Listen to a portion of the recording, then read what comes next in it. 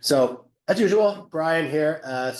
We usually take first five, no more than 10 minutes, just to sort of give my take on sort of why am I doing this 12-week seminar series? Why am I calling it what I'm calling it here, marketing driven systems change. So we're at session number 6. I promised I would do 12. So thank you, Julia, for getting us to the halfway point. And we have 6 more to go after this evening or this morning, depending on where you are. So a few of these initial slides will look very familiar to those of you who have joined us or watched the recordings, but I don't think you can hear it too many times, and it's also helping me reflect and think about sort of why am I doing this, and why might I want to continue doing these series and having this be part of my program of research. So you can read this for yourself, but this is from a 1973 book called Social Marketing, Viewpoints and Perspectives. So I got a used copy of this when I was doing my dissertation, my PhD in public health and social marketing. I think I bought it in 2012. So I've never heard anybody actually cite it or read anybody cite this in social marketing.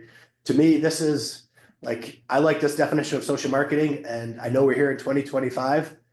Julia, feel free to weigh in, and others now or later, but well, others not now. Julia, feel free to weigh in now. Like, this is not, I think, what most social marketing academics, this is probably broader than I think most social marketers, at least the academics would think of as social marketing. What do you say, Julia? How does this resonate as a definition? Well, actually, it was one that I cited in my PhD thesis. So, yeah, I am familiar with it. And I do quite like this because I am very, I guess, partial to the idea of marketing as a system.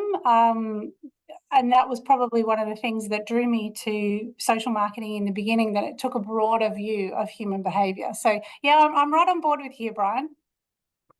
I knew there was a reason why we got hooked up for this seminar series. So yeah, well, maybe we'll have a side conversation about this and Roe Alderson and marketing systems and all that good stuff. That's fantastic. So for those who are new, this is kind of the orientation, the perspective I'm coming from, like when I think of social marketing or what it could be. But so happy that we have someone from a different part of the world to help clue us in. And this also will look familiar to those of you who have joined us. So this is not from social marketing, but this is the QR code will take you to where this is originally from. So this is from the 2013 presidential address of the System Dynamics Society by the then president, Kim Warren. And so this is his systems model of what makes up a field. And I keep referring back to this ever since I saw it. And I've got a partially running simulation model for the field of social marketing from a US perspective.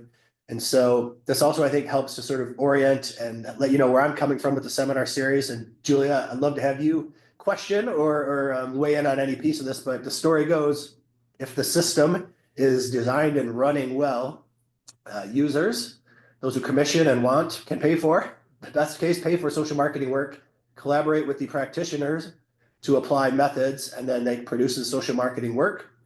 Can't just have that work out there, though, dying on the vine, rotting on the vine. We need those cases to be known and published and get out there. So the little green arrow up here is do good work and they will come. We know it takes a little more than that, but the known cases go out, and hopefully through positive reinforcing word of mouth, that brings in more new users. And it also spurs the need for new methods. Who develops the methods? Not entirely, but I consider myself, I guess, more up here in the upper left side of the system, the social marketing academics, which means we need a healthy inflow of new professors that doesn't get outpaced by the outflow, the retirings. And we need to publish to have a good scholarly reputation to help the health of the field. And we also want new students, an inflow of new students to help us develop the methods and publish, many of whom would want to be practitioners. Others are going to be academics. Hopefully very few have an outflow down here where they just leave social marketing completely. So what do you think, Julia? How do you think this stacks up as a very aggregated view of social marketing as a field from your perspective? I always love a good diagram, Brian. I don't think I could draw something like this on my whiteboard, but I am known for drawing up some crazy looking diagrams on my whiteboard at work. But I agree. I think social marketing, one of the beautiful things about social marketing is we're very connected to on the ground work. And I think this describes really well how that on the ground work is captured in many ways. I think there are always times where we could capture things better, use things better, talk about things better, promote things better. But yeah, I really like it. I think I'm going to have to ask you for a copy of that one. I'm not going to QR code now, but I'm just going to have to get on top of this later and have a bit more of a think about it. Well, I appreciate that. Happy to share it with you. And I keep looking for other social marketing academics or any social marketers elsewhere around the world, because I have a running version of this for the US, but it's calibrated for some of our sort of parameters or numbers. So, we could have one of these tailored for all the social marketing regions of the world. So thank you for taking a look at that together.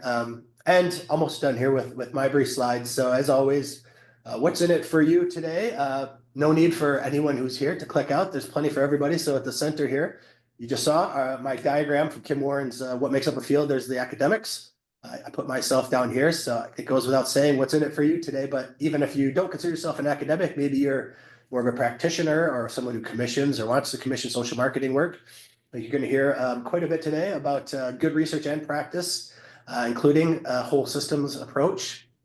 Looking forward to hearing more about that today. A little broader out, maybe you don't consider yourself in the social marketing tribe, but you consider yourself a change maker.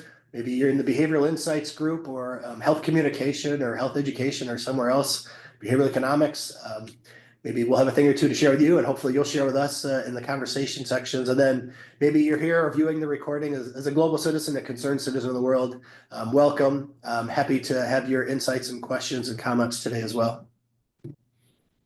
All right, let's see if I practice it right. Julia Carins. That's right. That's me. Didn't pronounce it the American way, so thank you for helping with the phonetics. So Julia, so glad to have you here today. And I mentioned in the emails, thank you for rescheduling. Glad that you weren't too badly impacted by, over here, I guess we would say hurricane, over there, cyclone. So I apologize. Last session, I picked a poor, probably resolution photo of you. Doesn't do you justice, but thank you for being here. My pleasure. Yeah.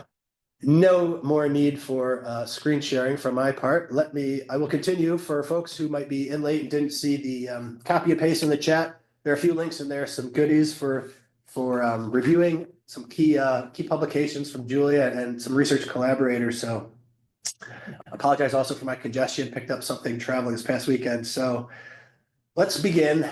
Julia, please give my voice a rest and share with us sort of your journey to where you were and how you got to where you're at now, doing amazing work with social marketing at Griffith. Sure. Thanks, Brian. So I often say to people who ask me how on earth did I get to social marketing that I have not ever probably in my life taken a straight line in my career. It has been a journey that I've very much enjoyed, but a journey that I've always been open to new ways, ways of thinking, ways of doing. So I guess my undergraduate degree was in behavioural science. So I did a double major in psychology within a Bachelor of Science degree.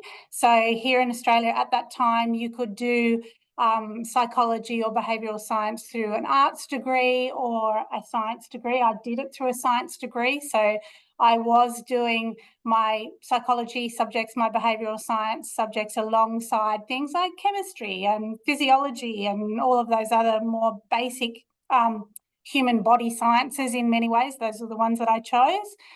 But it was the behavioural science part of it that fascinated me. And the part of behavioural science that I was fascinated with is how do we develop our decision-making systems? How do we develop our attitudes, the way we look at things, the way we perceive things, the way we decide how we think about things, how we do things, and so on.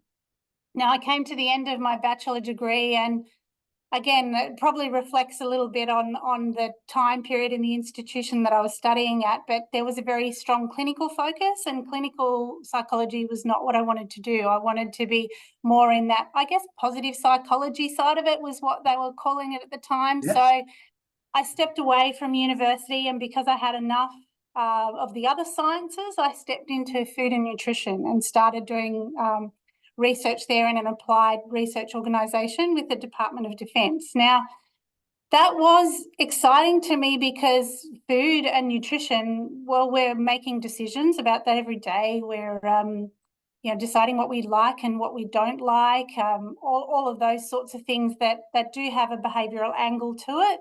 But at that point in time, the people that I was working with, wonderful people that I worked with who taught me a lot, we were doing a lot of more human science studies. So what do people need to eat? What happens if they don't eat this? What are the consequences of that physiologically and so on? So the program of work that the group I was working within was more about, if I could summarize it in 2 points, was more about what are people in the Defence Forces required to eat to keep them healthy and performing well, and then what types of foods can we give them to enable them to eat well for the roles that they perform. Now, the missing bit in the middle was, well, how do we encourage them to eat well, behave in a way that is going to make them take advantage of perhaps some of these more specialist foods that we're giving them to enable them to eat what's required for them to perform well. So that's where I started to come to that point of coming back to my behavioural science. And I fortunately had a boss at the time who was very keen to encourage me to start to open those lines of research and try and figure out where the psychology fit, as he saw it, in between what people are required to eat and what we can give them to eat. So I started looking around for another thing to study, another degree to take on. How could I do my PhD? And that was a bit of soul searching for me, because I started going back to the roots of what I knew, and I went back and talked to a lot of psychology professors in the institution I had trained in earlier, and others, and it didn't really give me the joy that I was expecting, I guess. It wasn't quite enough for where I was at the time. We had a lot of discussions about, oh, you could do a PhD and we could explain why people behave in these ways. And I was like, well, but what are we going to do with that? I don't want to just explain. I want to be able to help people to eat better, particularly my workplace at the time, who was willing to stand behind me and encourage, support me to do this. I need to be able to create change for those people, for that organisation, for the purpose of that organisation. So, and I guess that's where I started to come to social marketing, and potentially as a PhD student, or maybe I was a little naive, but I did like the idea that social marketing was less telling and more persuasive, or more selling. So when I spoke to psychology and when I spoke to nutrition and dietetics, they were all about, well, we just have to educate people. We just have to tell people. We just have to make them aware of the risks involved in not eating well. And to me, that didn't quite feel like enough. So I started looking at social marketing, and I could see the persuasive element, and I could see the structuring, I guess, an environment around people, and that really appealed to me. And at that time, I also met Sharon, who became my PhD supervisor, one of my PhD supervisors, and we constructed a program of work that was going to satisfy my curiosity and also deliver something real back to the organisation that was standing behind me, asking me to, explore this area and try and drive change in that area. So.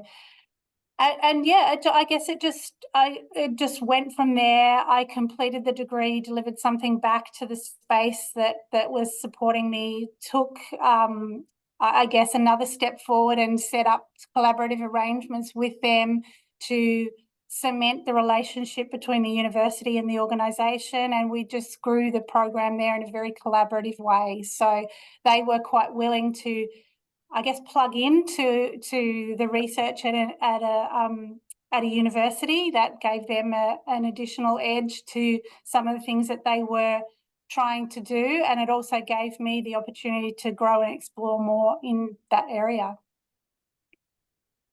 Well, I mean, I've got some really parallels and some follow-up questions. And folks, thank you for joining. Please feel free to put questions or comments in the chat or Q&A. We'll mix them in. So I think there are some parallels here, and how, something you've got a long-standing, I know we're going to talk about some specific research, but working with your Department of Defense, I've only had sort of one actual project experience with Department of Defense here, and that involved system dynamics, systems thinking. And I found, relative to a lot of other partners or commissioners of work, they seem to be very, very natural systems thinkers. And what's been your experience with working with military types of partners or clients?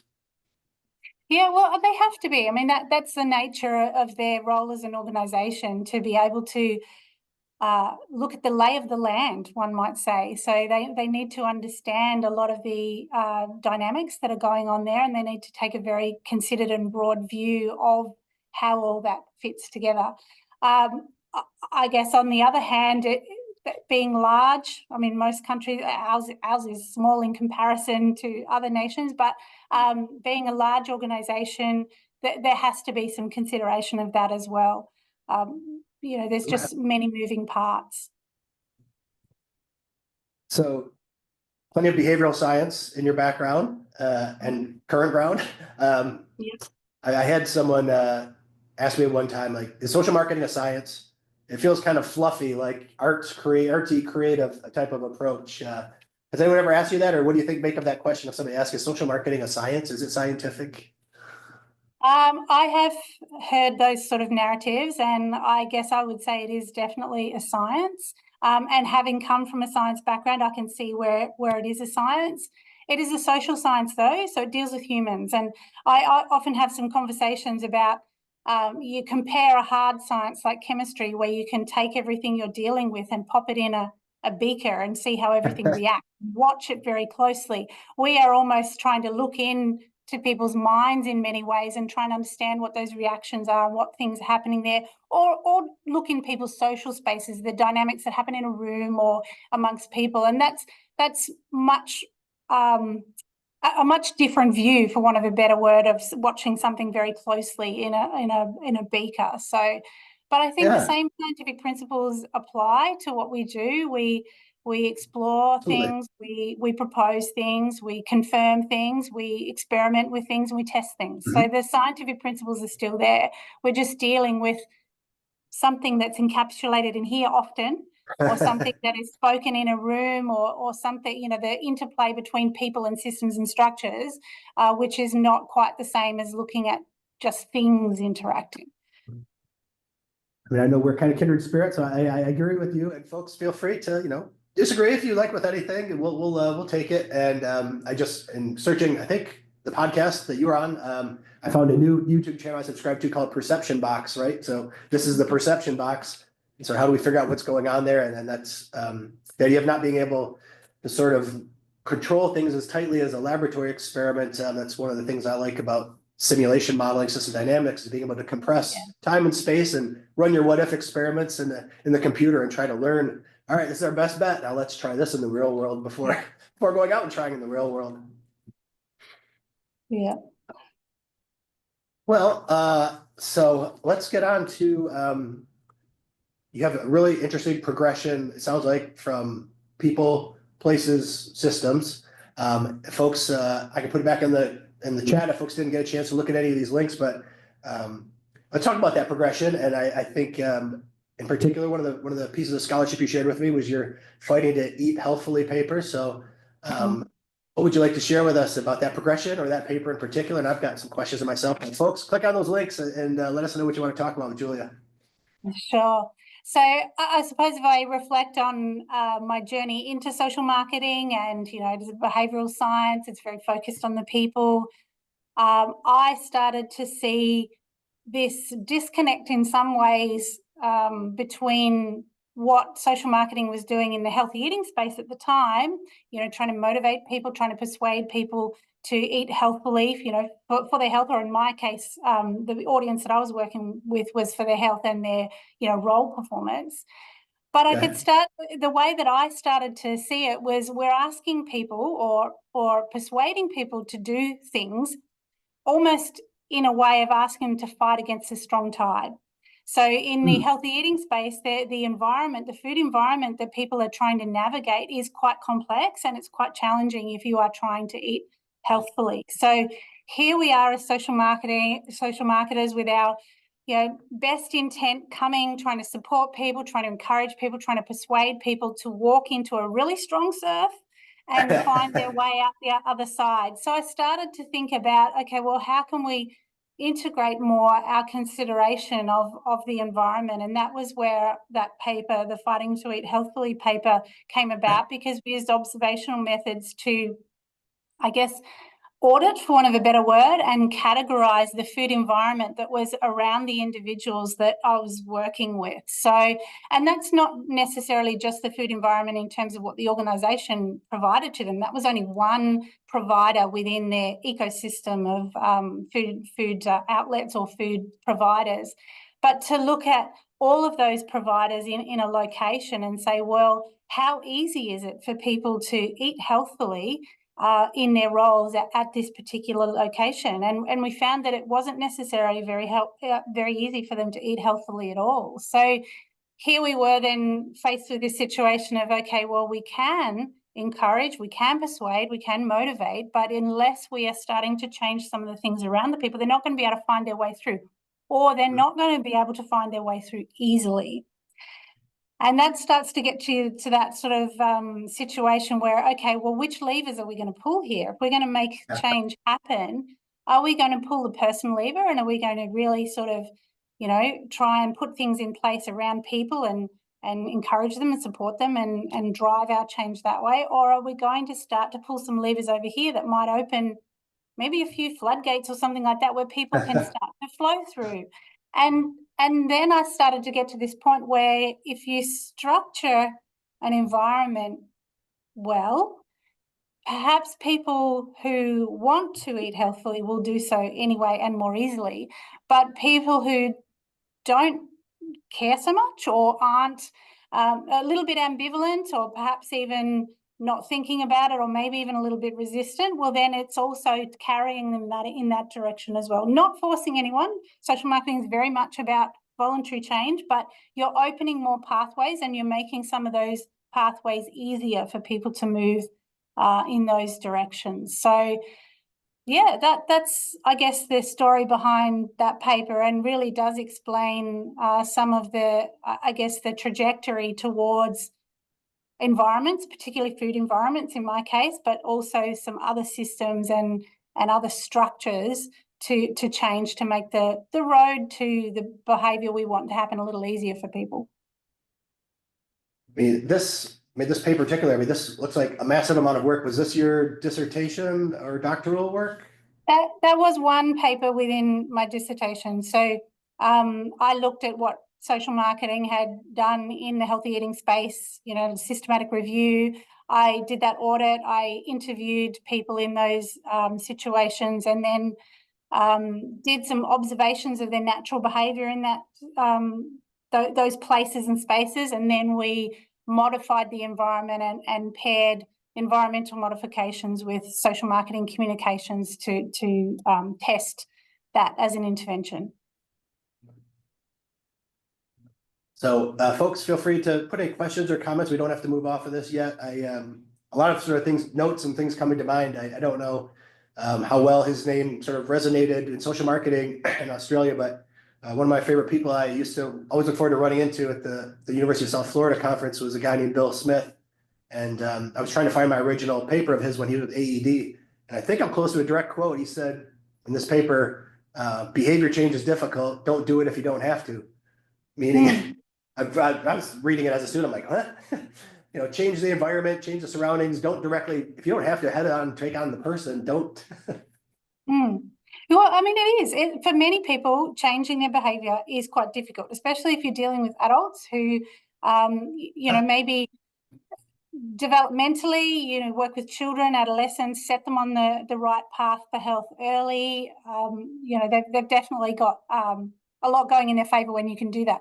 But if you're trying to change adults' behaviour who may have had perhaps not the best start to their lives, or they've established particular habits, it's a lot harder to ask them to change their behaviour, and a lot more difficult for them to succeed, particularly if the environment around them is pushing them in an unhealthy direction. So I totally agree with that comment. If you can change the environment and open those gates to, or pathways to, healthier behaviour, and people just move along in the directions that are open to them, it's going to make it a lot easier for you to then perhaps work with those people as well.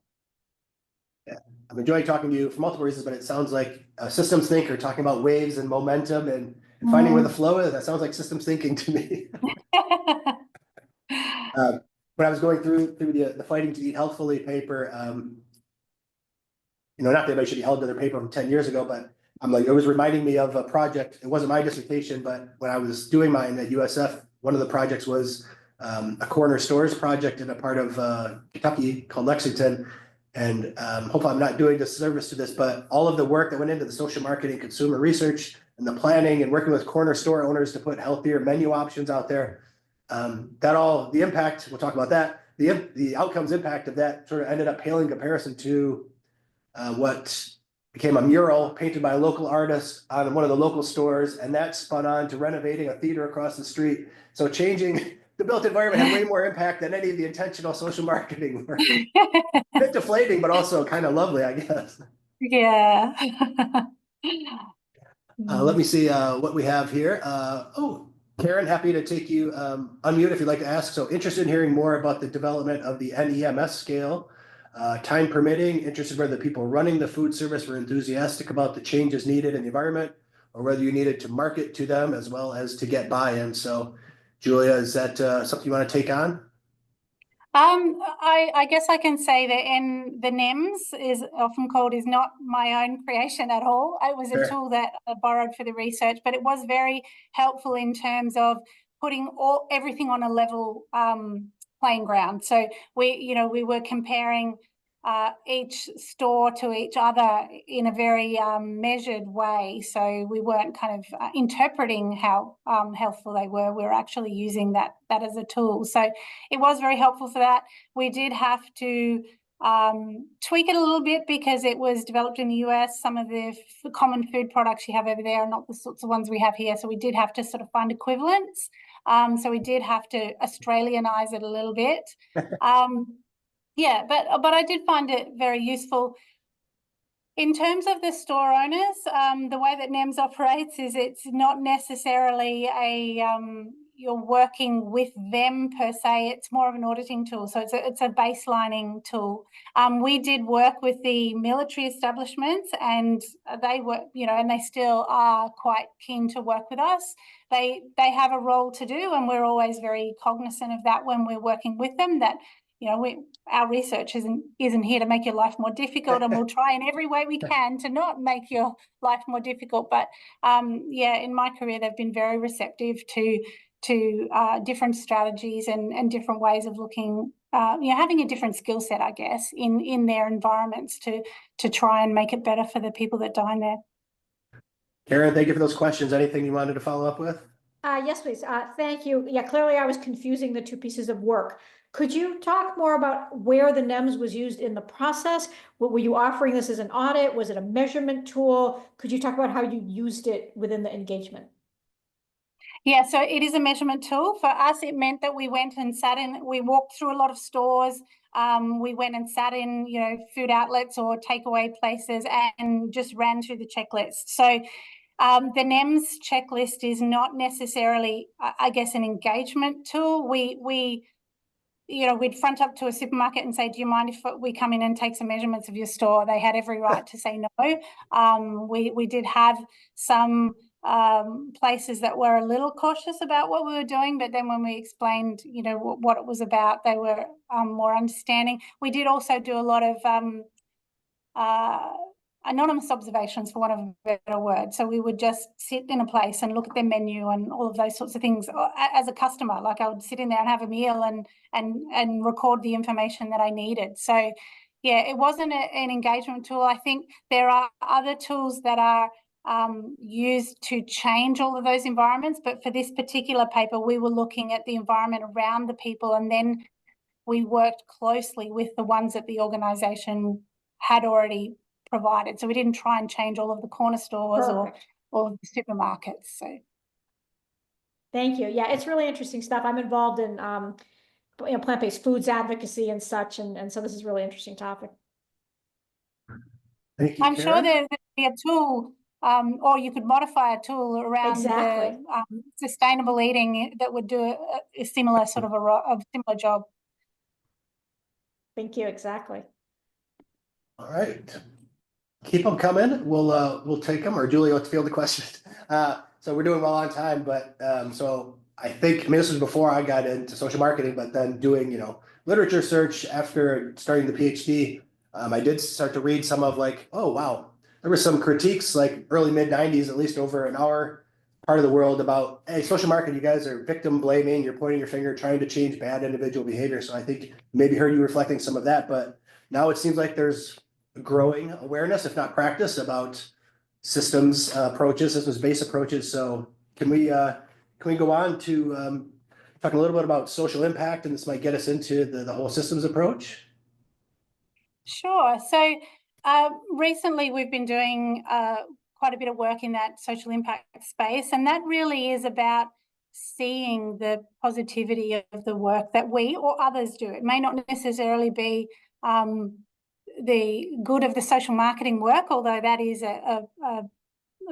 definitely a thing of interest to us. But we're using some of this social impact work to understand, articulate, and measure the social impact of positive interventions or positive programs or so on. So they can be of a very transdisciplinary nature or multidisciplinary nature. They may not necessarily be social marketing programs, but the intent behind that is to see where everything ends up further on down the track. So social marketing for a long time has been focused on changing behaviour.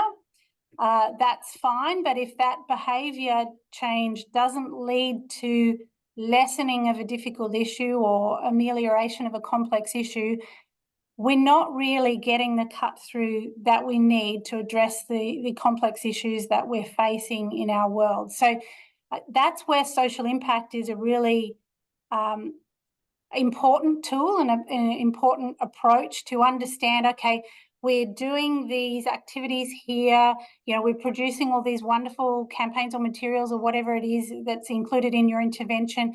People are engaging with that and they're changing in these ways. They're changing maybe the way they think, the way they do things. But is that leading to a lessening of a tricky issue in society? Is that actually improving things for them in terms of their life, their well-being, their societies, their safety, whatever issue it is? Because if it isn't, we need to figure out what we are doing or not doing to be able to push that further along the chain. Not just being a good host, I am agreeing with you, but not just being a good host, I do wholeheartedly agree. And I think this should be the third link in the chat for the folks who are in the Zoom. I don't hear social impact like the term used much in the US. I'm not sure why that is. I think we're just hung up on maybe traditional evaluation terms like process evaluation, outcome evaluation, impact evaluation. So I don't know if it's just a difference of geography and you say social impact and people here say impact evaluation. I don't know if you have any insights on that, if we're using the same different terms to mean the same thing. Or I don't know if you have experience with that. Often it is, yeah. If you look at the literature, which we have done recently, impact and social impact, there's not necessarily a lot of clarity or definitional clarity around some of those terms. People do use it in different ways. Some people are really talking about outcomes, the things that happen fairly immediately after you do something, whereas impact evaluation, impact assessment, social impact generally refers to as much longer term changes that we see in society or in a community or in people's lives that sort of manifest over time. So I like to think of social impact in terms of it's the result of when you do something perhaps again and again and again and again. So, if you're in terms of physical activity, you have to go for a run more than once and quite regularly for your fitness to improve. So, that's kind of an additive way of looking at social impact or outcomes to impact. There's also the where you have to do many things like healthy eating. You have to make many different choices again and again to be able to reap the benefits of having a healthy diet. There's other issues that many things have to happen at the same time there, and this is probably more into the systems thinking. There's many influences that interact and compound with each other and push and pull, and many of those have to be happening at the same time or over a long period of time for social impact to eventuate. And then there's generational or evolutionary change. So in the environment space in particular, and this is something that Sharon and her team has been working on with the koala stuff, you need to save one animal that goes on to have babies that go on to have babies, and over time, you know, a species regenerates. So that's another way of looking at impact. It sometimes is evolutionary or generational before you see the outcomes of that change over a long period of time. But unless we see those long-term sustained changes, those complex issues are not going to disappear. They're going to still be there. We'll be not meeting those targets that we need to meet for whatever social issue or environmental issue or planetary issue or global issue or societal issue that we're trying to tackle. It sounds straight out of the systems thinking sort of literature, accumulation and delays, right? It's tough to show impact when you've got to deal with delays and accumulation. That's right. So feel free, folks, question or comment. I mean, I don't want to hog all of it, but one of the sort of two questions off of the whole systems approach paper in particular, sort of spending more time now with sort of this trying to integrate social marketing and system dynamics, starting to kind of realize like, okay, if the system dynamics is like helping us find, you said levers, helping us find those levers or leverage points. Sometimes then the realization is the behavioral folks that we need to influence for the most impact. It might be one person or a very small set of decision makers. And then the marketing tools we need are not mass media, social media. We need somebody who's really good at sales or persuasion. That's what we need in our marketing mix toolkit. Does that resonate at all with sort of the marketing mix that you're finding is most important or more important when you get to the whole systems approach? Oh, absolutely. Because unless you can garner the support that you need or the partnership that you need, or it could be the funding that you need to make those changes at a systems level or an organizational level or a community level, all of your persuasion at an individual level is going to fall flat. I often think you need the platform, you need to set the stage to enable positive change to occur before you can really double down on those efforts with the individuals. And that probably goes back to the quote you were saying earlier about, you know, don't change behavior if you don't have to. If you set that sort of environment as best as you can, appreciating that you don't have control over everything, but if you are working with those decision makers, if you are working with those organizations or people who can help set that stage for positive behavior change, it's going to make everything else a lot easier. I think that's well said. And folks who've been on or seen the other recordings, I mentioned Seth Godin a few times, and I think he roughly describes marketing as setting the conditions for people to achieve who they want to be, or the organization to be the organization and tell the story they want to tell. So I couldn't agree more. I have to do one other question I have, if everybody's gonna be shy and let me go. So in terms of framing, like the whole systems approach, by the way, before I forget, connecting dots, COM-B is mentioned in here, session 3 of the seminar series. We got some COM-B as well, capability, opportunity, motivation, behavior. But in terms of framing, like, do you frame like an agency that might commission your work, social marketing work? Do you frame it as we do a whole systems approach? Do we even mention social marketing? Is that can you like say anything about how you frame it and how well it's received when you say this is our process? We take a whole systems approach. I guess it's a different framing sometimes for different situations, and that's probably a very natural thing. At Social Marketing Griffith, we use the CBE framework, which is co-create, build, and engage. And as part of that co-create stage, that learning stage is very much learning not just about people, but the environments in which those people are behaving. So, I mean, I often use environments. Some will say systems, you know, I'm just talking about whatever's outside the people. So, you know, that early stage does help us understand what's going on and who's involved in that, perhaps setting those conditions. Who can we work with? Who can we partner with? I'm never going to say that I can change the world. I can, as a social marketer, it's more often down to who you can partner with and who you can work collectively with to start to put things in place that are going to help change to occur. So I often speak to a very partnered approach in that way, about being able to talk to people who are then able to start to negotiate change in an environment, in an organisation, and so on. So, and I think that was one of the really important points about that whole systems approach that I've been working with a colleague in the UK, Dr. Joe Fallowfield. That's the paper that you've put in the link, I believe.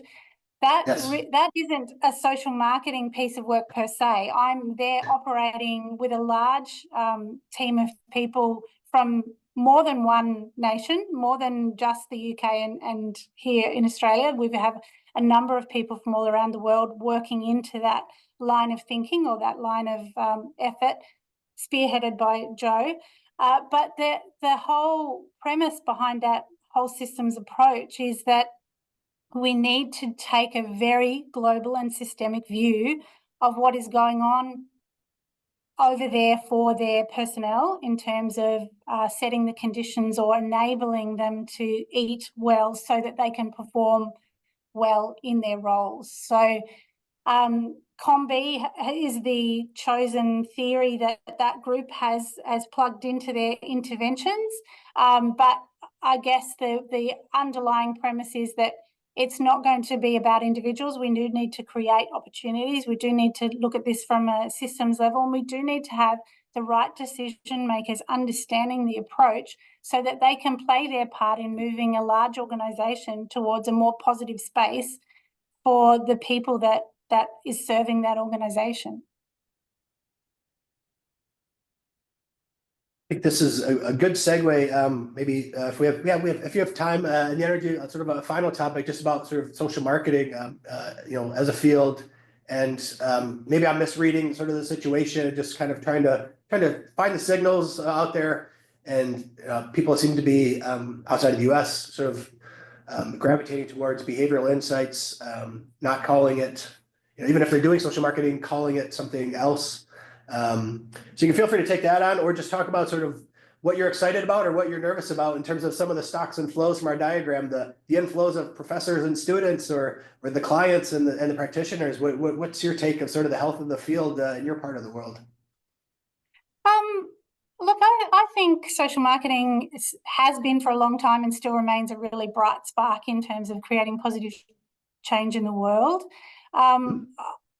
Reflecting back on your diagram, we do need to be able to communicate really well our on-ground real-world work, because it is a different field from many other academic fields where we don't have the strong laboratory-based science, and maybe we don't need so much of that if we're out there in the real world creating change. Yes, it's messy. It doesn't always go the way that we perhaps expect, but we are experimenting in the real world, and that takes a different mindset, I think, as an academic, to be able to step out there and put all that learn your best about the situation, learn the best about the people, what's going on, and so on, and put your best foot forward and advocate for change, partner with others, decision makers, to create change.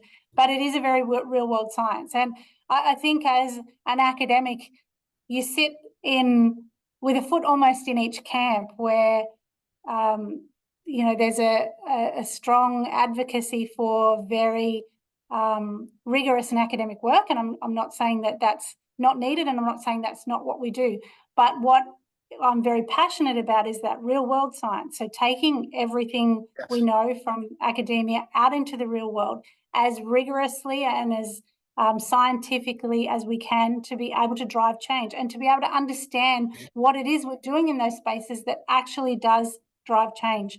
There are things that work in the laboratory, but the moment you take it out into the real world, fall down. There's too many other larger influences, too many other uncontrolled influences in terms of your science for the effect to be seen. And I think that's where we need to have more of a connection to those spaces, because otherwise we're tweaking and modifying and perfecting things in a very controlled environment. We take them out and they're just a drop in the ocean.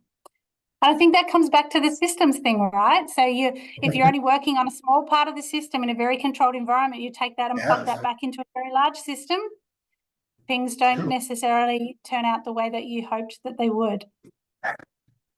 Absolutely true. And you and I were talking, I think before we went out of practice mode about translational science, I think you were describing that translation often falls flat. And I think there is an opportunity for social marketing to get a seat at that table of translational science. So that's a perfect connecting the dots. Yeah, I agree. Was it, I'm not going to remember exactly now, but there was some study that says it takes 17 years for something to get out of the laboratory and into, into the real world. I mean, that for many of the issues that we're faced with, that's too long. We need to be out there working in the real world, trying to drive change now and trying to figure out what works and what doesn't work. And I think that's where the social impact work really comes into its own, because you can start to say, well, this is what an agency is doing, or this is what a government organization is doing. Let's look at what's being put in here, what the activities are, what are our immediate outcomes, and are they leading to long-term, lasting, sustained change? If not, we've got to start working in the middle here to refine what we're doing. And I think that has been one of the very appealing things working in that social impact space in the last couple of years, is the two things that line of inquiry can do. It can help you do better at what you're doing, so you can understand your process, use it like a process evaluation tool, like you've been talking about, and that's often how it is used. What am I doing here? What are all the discrete activities? What are the outputs and outcomes? And how can I strategically refine that to be more effective at what I'm doing? But also it has the other side of it where you can measure and articulate your impact, so that if things are working well and you're refining them to make them work better, you can be going back to an organizational director or a funder and saying, this is working, get behind us, support us more. We can measure and articulate very robustly the impact of what we're doing, and you need to get behind that. Well, it is the end of the workday, so our brain stocks of brain power here might be diminishing. But Karen, I'll go ahead and let you unmute in a moment. So I see you wrote a paper on valuing health and performance. Do you find social marketers usually have the economic skills to do these estimates, or do they often partner with others? So Julia, what do you think of that? So that paper I wrote with my UK colleagues. And we did spend a lot of time calculating, running through the calculations. I would say that there are some social marketers that do have the economic skills or are developing the economic skills to do that. I would also say that partnering is a very viable way to get those skills as well, or to draw that expertise into your your line of inquiry, for want of a better word. And that is the direction that we're taking with the whole systems approach in the UK, based on that whole systems approach paper. We are using people with expertise in that area to really rigorously tease out the value that some of the initiatives are creating, so that we can then turn around at the end and say, this was worthwhile, it delivered what was intended, and this is the value that has come back into the organisation. I think if you've worked in the preventative health space, as many social marketers have, we're always trying to figure out how to take money that's fixing and put it back in the start where it's preventing. So I think that's what social impact and using those value estimation tools can do. It can say, well, look, if we do some things at the beginning here that cost this much, it's going to deliver this amount of value at the end, and you won't have to fix things, or you won't have to remediate things, or you won't have to, help people get out of a really difficult position because they haven't got there in the beginning. Efficiency is a word that people are saying probably more than ever here right now in the US. But Karen, thank you for that question. Was there anything you wanted to follow up in our last couple of seconds? Just to say, I think this is a really exciting avenue in capitalist societies. Our ability to drive economic value, I think, is key. And especially given the current US political situation, a lot of social change is going to have to show the bottom line to get anything done, in my opinion. And sadly, I agree with you in terms of the almighty dollar has had a very prominent place in society for a very long time. And I think the more that we can connect the social good to value in a way that speaks, so money does talk, I think that's a very valuable way to communicate. Well, I'm going to say value again, aren't I? The value of social good. You know, we need to be able to say this is worthwhile. I think many people for many years have known that things are worthwhile and they're important, but being able to say it is also valuable and it delivers a value in a way or in a form, a monetary form that people really clearly understand, I think that is a very powerful narrative. We have some local colleagues here too that are also very passionate about understanding their impact, being able to communicate their impact and being able to measure their impact in a really rigorous and powerful way. So those are the things that excite me. I think they're probably the things that have always excited me in my time in the field, you know, driving positive change and seeing positive change. So it's almost an extension of or maybe it's a re-articulation or a methodizing of the things that I've always been passionate about, which is driving change and seeing that change happen. Well, thank you for saying yes to joining us. I mean, you're doing amazing work and your whole group over there. Thank you to here, the Center for Community Health Integration, part of Case Western Reserve University School of Medicine. People can contact me at any point. If there's something we didn't get to in the chat or Q&A, I will get that to Julia. Julia, if you want to stay on for 60 seconds after folks disconnect, just to sort of debrief, and I'll tell you how fast I can get this edited and put up. But thank you for those who joined us. And I guess, as always, we'll get this out on YouTube and shared. Please consider joining our LinkedIn group. Now that I've got 6 in the can, and take a little break, get a little more active with the group. And then we have the remaining 6 of this first 12 session all booked. So you're going to hear a little more USF social marketing in some coming weeks as well. So, thank you, everybody. Thank you for being here. And Julia, we'll quickly debrief and give you a proper thank you. So thanks, everybody. Thanks for having me.